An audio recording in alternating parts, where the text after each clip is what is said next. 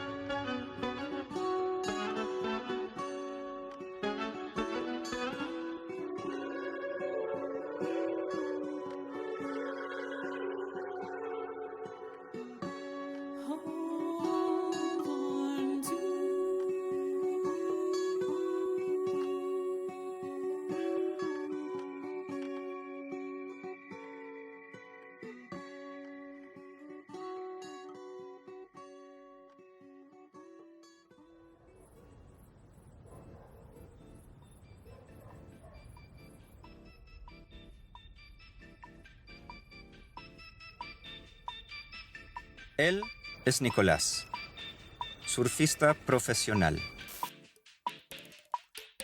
Es una profesión. Les pagan por hacer eso.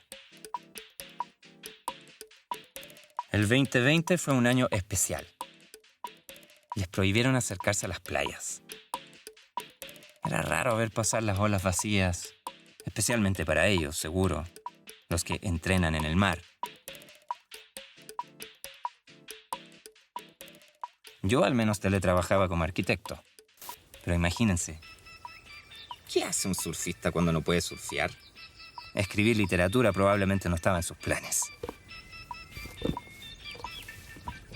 Yo puedo entender la relación que tienen con sus tablas, pero ¿para qué tantas? Cuando ya no le quedaban más tablas que encerar, a Nicolás se le ocurrió la brillante idea de buscar olas lejanas y solitarias a través de Google Earth. La ambigua posibilidad de escapar se asomaba, pero para alcanzar estas coordenadas solo había una forma de llegar, y no era nada de fácil, por no decir imposible. No sé por qué la Patagonia chilena llamó inmediatamente su atención. Quizás por su belleza natural, su oleaje agresivo, o los temibles depredadores que lo habitan. O solo era el único lugar donde no necesitaba pedir un permiso sanitario. Buscó a su amigo, Guillermo Satt, también surfista profesional, otro joven idealista para sumarse a un viaje sin planes ni pronósticos. Pero 2 millennials no mueven un velero en las salvajes aguas de la Patagonia. Ellos necesitaban a un experto capitán.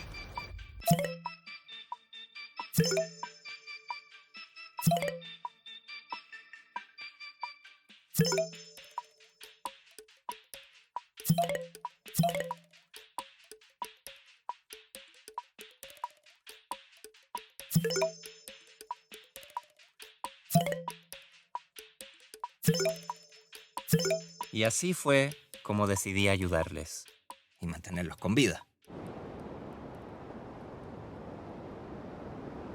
Moverse en un velero por los mares australes es peligroso.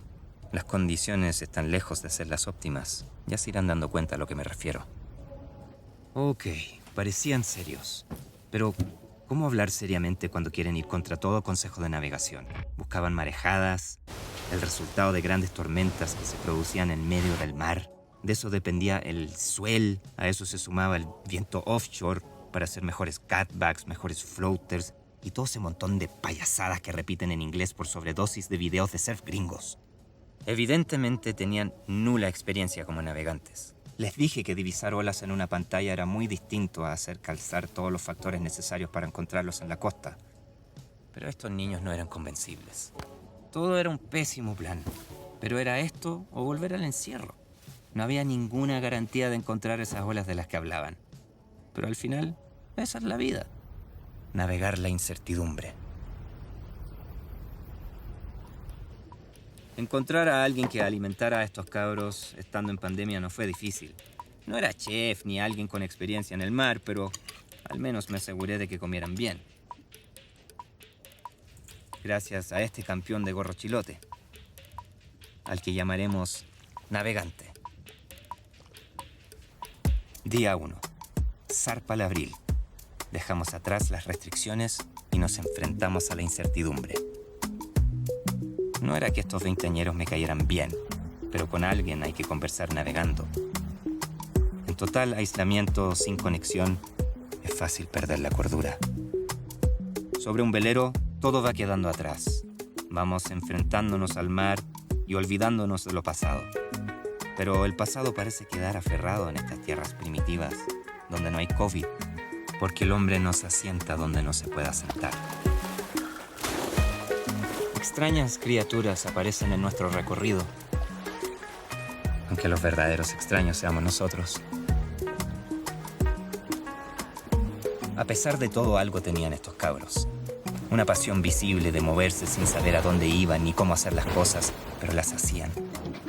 Jóvenes que llevaban gran parte de su vida sobre tablas, que no le temían al mar ni a ir a buscar lo que otros no habían encontrado.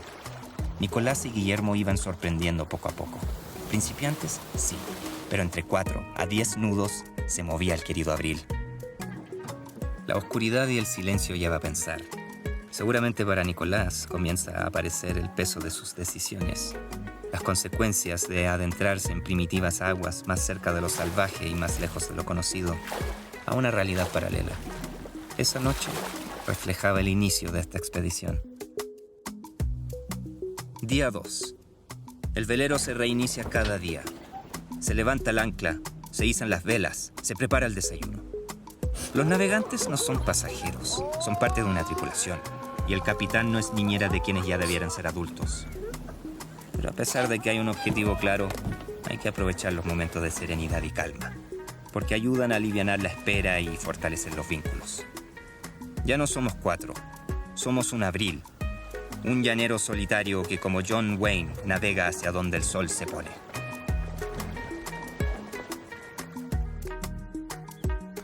Día 3. Aún intentaban aprender de la capullería para controlar la posición de las velas. ¿Puedo decir que han aprendido de navegación? Algo. ¿Puedo decir que son navegantes? No.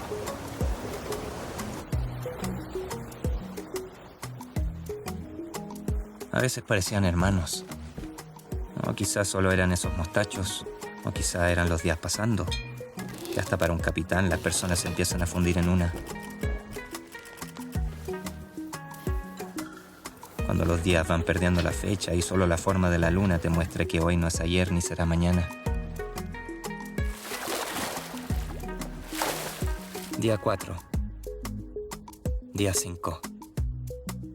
Día 6. Se necesitaba agua helada para reactivar nuestras mentes. Salir del trance del sube y baja del Abril.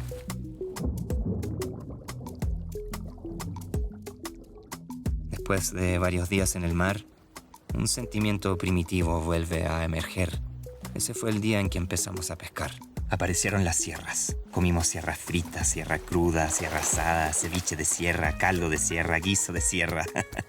En cualquier momento perfectamente podría haber aparecido el teniente Dan. Nos sentíamos verdaderos patagones, merecedores del alimento. Una semana en el mar. Los ánimos están bajos, los cuerpos están cansados. No de caminar, sino de mantener la línea de la cordura y no soltar el objetivo. Aún falta para llegar a las coordenadas. Todo avanza en cámara lenta.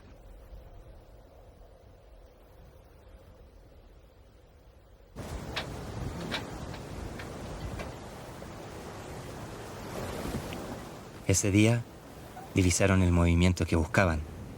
Una chispa, el indicio del camino correcto. La cara de los cabros chicos los decía todo. Aquí era, aquí estaban, para allá vamos.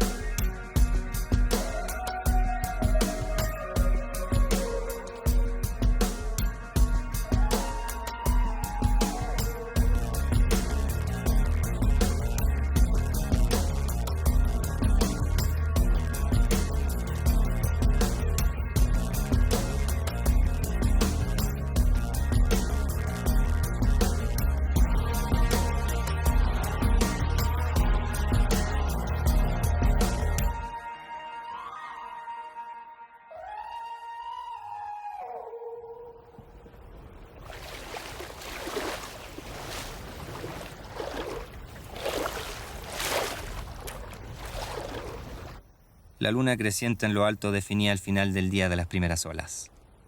Debo reconocer que de surf sí sabían. En parte lo habían logrado, y en parte aún venía lo más difícil.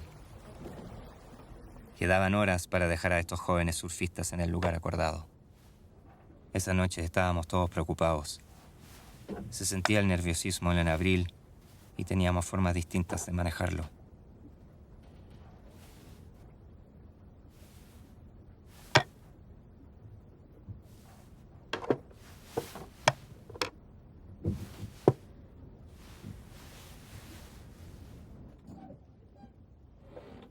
Probablemente Nicolás siente la presión de lograr el cometido de esta expedición. Mañana sabremos si existe su playa digital o no.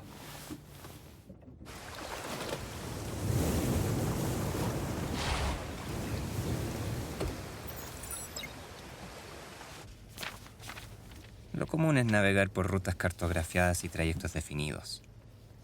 Pero esta expedición está lejos de ser común.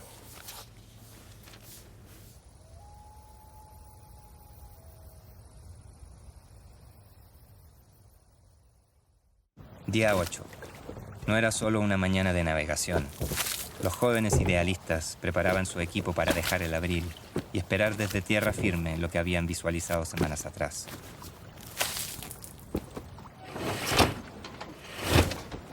Las velas eran nuestra guía, mientras nos alejábamos aún más de la civilización para llegar a un lugar perdido. El plan era simple: dejarlos en la playa donde esperarían por la marejada. Yo volvería a buscarlos unos días después.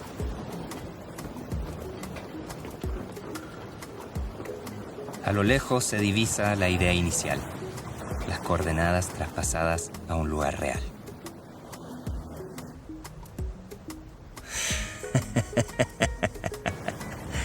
El plan era simple, pero nada es simple.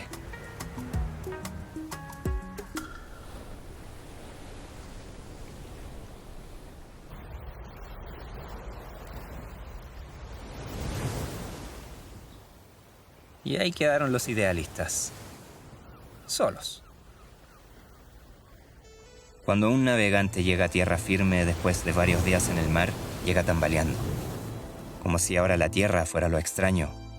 Como si la firmeza no fuera real. Como si le hiciera falta la oscuridad marina.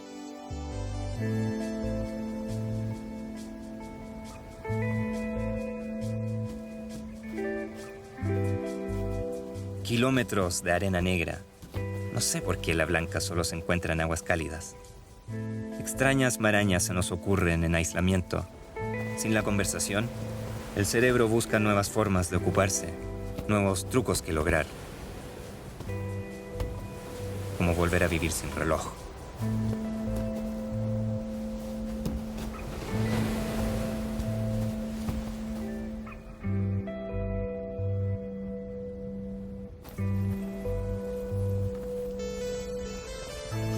Día 15.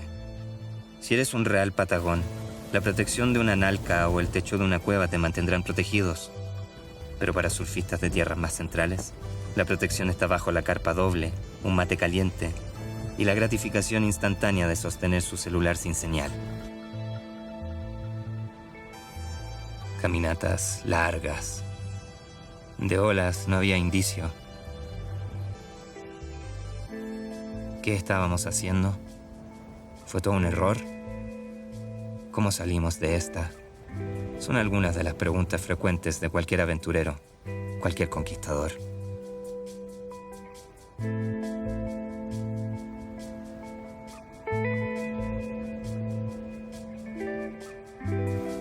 El frío y el sonido del viento comenzaba a aturdirlos.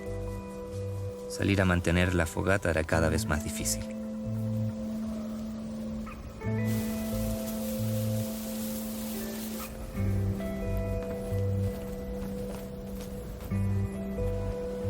No hay olas. Había hambre. No había nada más que un ambiente desolado. Después de incontables horas de trayecto y reconfortantes litros de café entibiado, esperaban ansiosamente en el lugar donde creían que estaban las olas. Nicolás ya no sabía si era esperanza o perseverancia infundada. Mantener la calma ya no era tan simple. Definitivamente no era tan simple.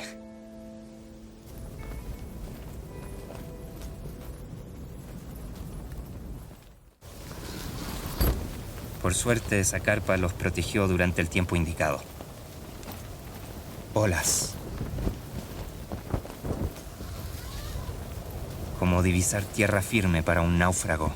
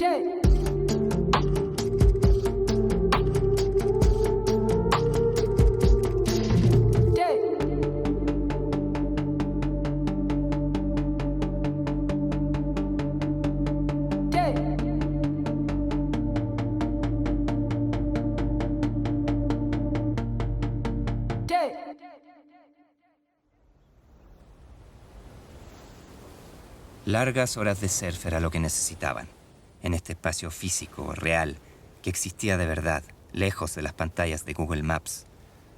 Una idea, un sueño que se materializa. Más que un lugar, encontraron un estado mental. ¡El capitán! ¡Buena, capitán! Ahí es cuando fuimos al rescate. Cuando vieron las velas del abril entre nubes que no parecían buenas noticias.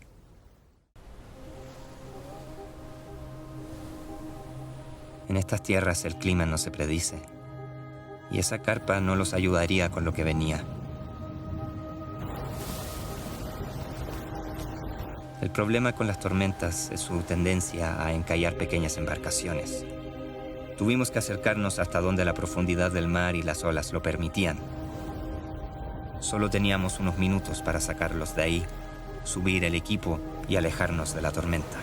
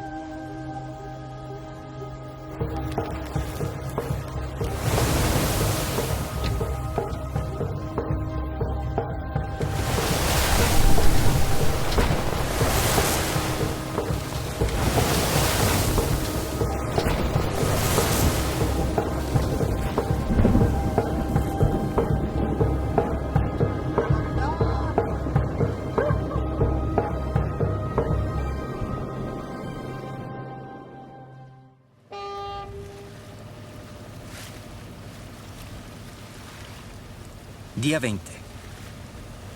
Esa noche logramos capear la tormenta y fondear en una bahía poblada. Luego de una amarga pero exquisita bocanada de energía austral, nos sentíamos más vivos que nunca y listos para un nuevo amanecer. Los temibles depredadores parecían reconocernos como uno más. Las tierras ya no parecían tan desoladas y la resaca de la tormenta venía con un regalo para la tripulación.